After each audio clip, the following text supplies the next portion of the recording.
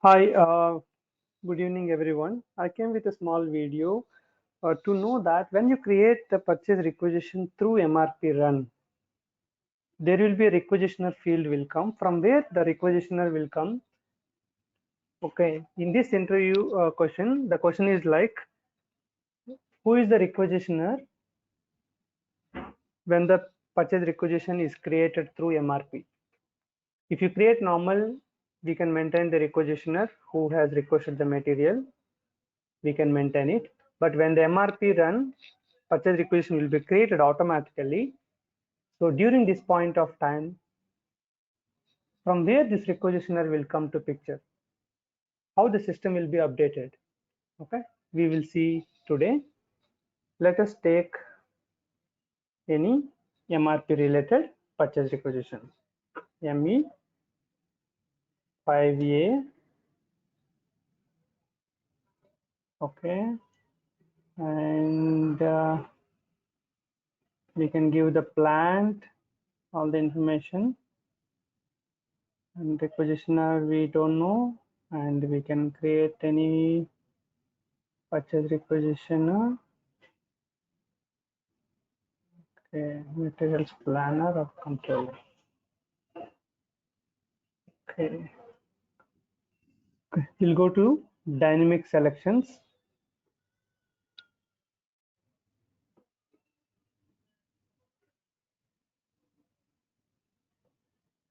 Purchase requisition. Here there is a field called creation indicator. The creation indicator can tell you whether a purchase requisition is created through MRP or manual. Creation indicator will inform you. Now we will take the creation indicator B, material requirement planning. There is a purchase requisition. Any purchase requisitions which are created through MRP run, we are going to sort out now. Now execute it. See, we got the purchase requisitions which are created with MRP run. Let's go and check now. And okay, here there are materials. We can take any one of them. Okay, let's take this purchase requisition. Okay, in this purchase requisition, if you see this contact person details, there is a requisitioner is filled. Who is this requisitioner and from where it has come? Okay, now we are going to find out. Take the material and go to MM 03 and select MRP1, give your plant. Okay, here if you see the field, there is an MRP controller. Okay, MRP controller and 000 is assigned to this material. So who is this 000? Disponent 000.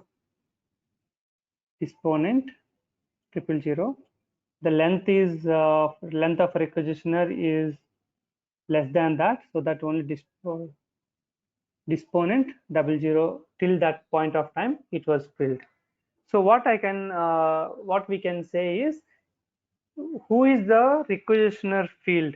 Like how will be the purchase requisitioner will be filled when the purchase requisition is created through MRP.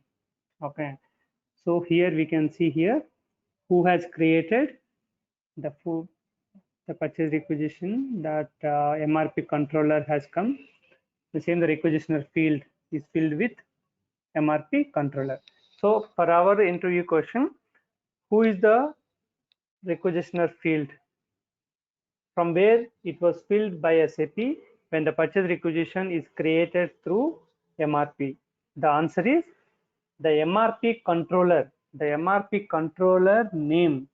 The MRP controller name will be filled as requisitioner when the purchase requisition is filled with, if purchase requisition is created through MRP run. Okay, we can find out here. So the requisitioner field has come from MRP controller. That is the answer.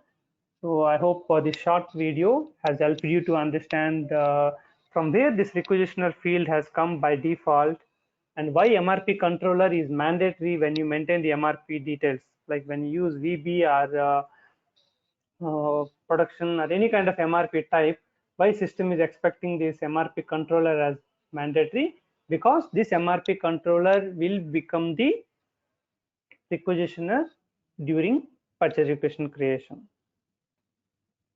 Thanks for watching this video, and check my other videos and share with your SAP circle. Whatever video you like it, you just share with your SAP circle. It can be helpful for anyone, any kind of experience. It will be definitely helpful, and participate in free knowledge sharing. Thanks again for your support. Have a good evening.